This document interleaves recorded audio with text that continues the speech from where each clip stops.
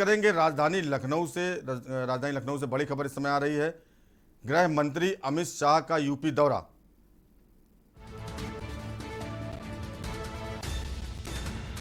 UP के बाद उत्तराखंड का भी शाह का दौरा। 2022 के विधानसभा चुनाव का किया आगाज।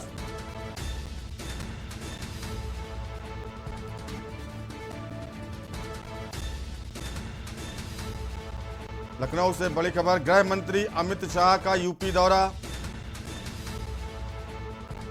यूपी के बाद उत्तराखंड का भी शाह का दौरा।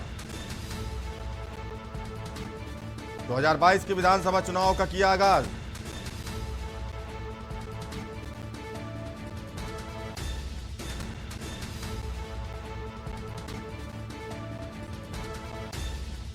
गृह मंत्री अमित शाह का लखनऊ दौरा।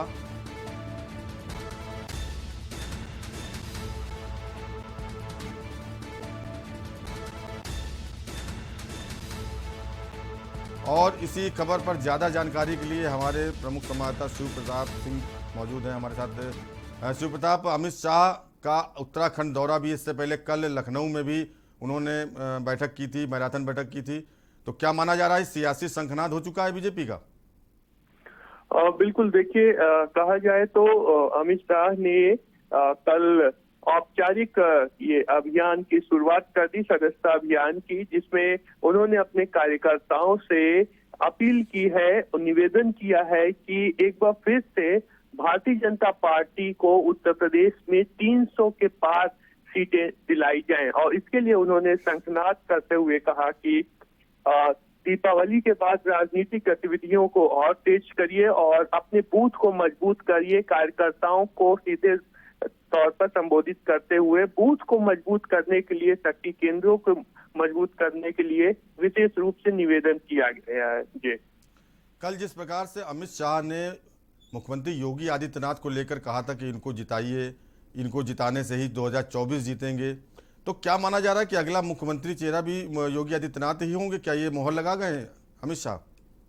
बिल्कुल, ये एक बड़ा ही महत्वपूर्ण बयान था गृह मंत्री अमित शाह की तरफ से, कि जिस तरीके से उन्होंने कहा कि अगर 2024 में मोदी जी को प्रधानमंत्री बनाना है तो उसके लिए योगी आदित्यनाथ को 2022 में मुख्यमंत्री बनाना जरूरी है।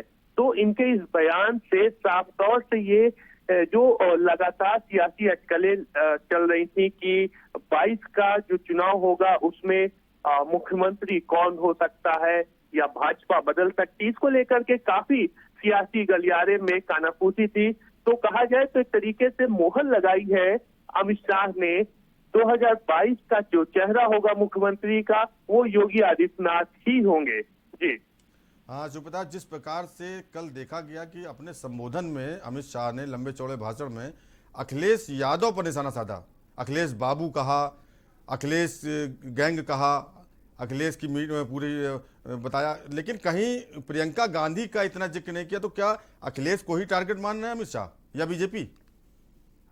बिल्कुल, देखिए, उत्तर प्रदेश में अभी अगर मुख्य विपक्षी के तौर पर देखा जाए और विधानसभा सदस्य के तौर पर भी देखा जाए तो समाजवादी पार्टी ही मुख्य विपक्षी पार्टी के तौर पर उभर के सामने आती है। और यही वजह है कि अमित शाह ने कई बार अपने संबोधन में अखिलेश एंड कंपनी का जिक्र किया, जिसमें कि अखिलेश के साथ साथ अखिलेश के सहयोगी जो तमाम छोटे दल हैं उनका जिक्र किया है और कहा है कि अखिलेश बाबू हिसाब दें कि किस तरीके से उन्होंने कोरोना और बाढ़ के दौरान जनता की मदद की, क्योंकि जिस तरीके से देखा गया है अखिलेश बाबू लगातार विदेशों की यात्रा करते आए, तो इसका भी हिसाब जनता को देना चाहिए। ये एक बड़ा कटाक्ष किया है अखिलेश यादव और उनकी कंपनी के ऊपर।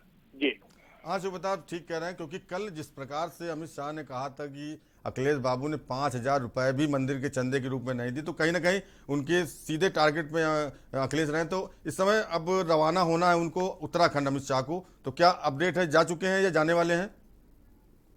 बिल्कुल, देखिए, अमित शाह की तैयारी चल रही है। अब वो यहाँ पार्टी कार्यालय से सीधा उत्तराखंड के लिए रवाना होंगे।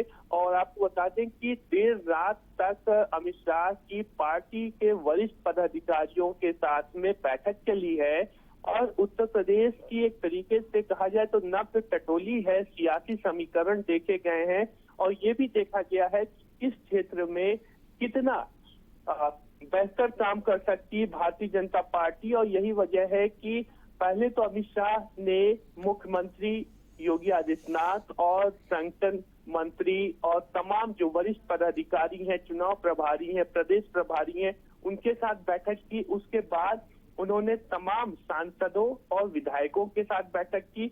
उसके बाद जो भारतीय जनता पार्टी के अलग अलग मोर्चे हैं, किसान मोर्चा, अल्पसंख्यक मोर्चा, अनुसूचित मोर्चा, इनके तमाम जो अलग अलग पदाधिकारी हैं उनके साथ बैठक की, रणनीति बनाई गई कि ये जो मोर्चे हैं ये किस तरीके से काम करें और कैसे समाज के बीच में जाकर के भारतीय जनता पार्टी का जो सदस्यता अभियान है उसको उसका लक्ष्य जो दिया गया है 4 करोड़ सदस्य का, उसको पूरा करे।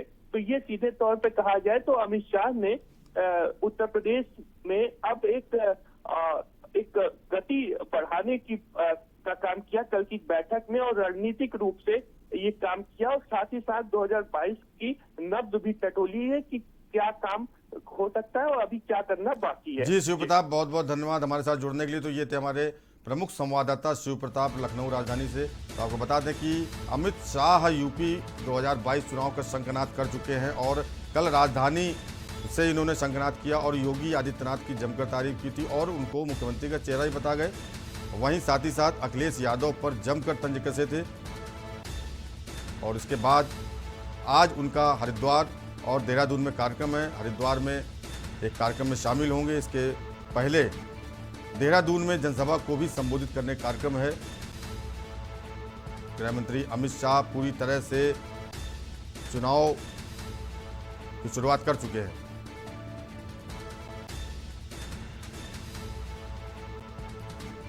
चुनाव से पहले अहम माना जा रहा है उत्तराखंड का दौरा अमित शाह का।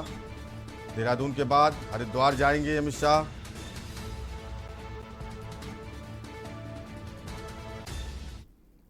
और इस समय गोंडा से बड़ी खबर आ